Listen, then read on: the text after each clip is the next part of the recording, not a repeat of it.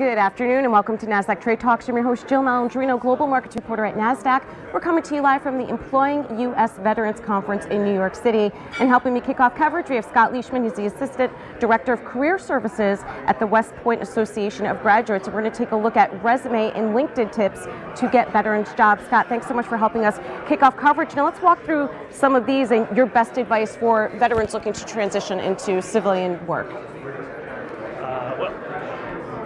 To use military terms, you want to do a lot of reconnaissance.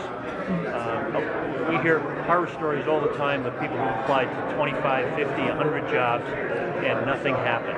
And my strongest bit of advice for people getting out of the military or any job seeker is never apply anywhere.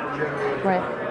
Develop a network of people you were stationed with, people you went to school with, people you grew up with, family members, and then use that network to find out a lot more about target companies than what's in the job description. Right, and you also mentioned that you should include your clearance prominently. Why is that? Right now, it's taken over a year to get a security clearance, just a plain secret.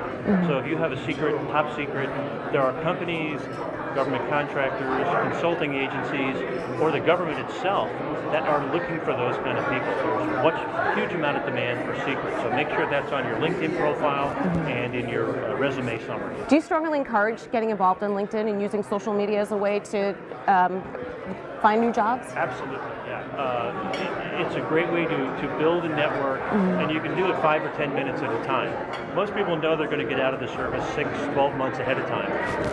Spend 5 or 10 minutes a day on LinkedIn. Find people, all those same groups that I mentioned, served, grew up with, family, and any friends, and build that network out, and then use that network to reach into companies to find out all this information beyond the job description. And I think it's important that you mention as well to use your network to go beyond the job description. It's not just about what you do day to day, but what the culture is like at the company you're applying at. Exactly. If you can't find military people in an organization, they may not be very welcoming to you as a military person. As we've heard here at the conference, there are organizations that have entire employee resource groups dedicated to military affiliates, military spouses. Get into those, and then to follow up on the do not apply, once you speak to somebody there, if it sounds like a great opportunity and a job you've identified or one they identify, ask them to send your resume to the hiring manager. Right. All right, Scott, thank you so much for joining us. It's all great advice.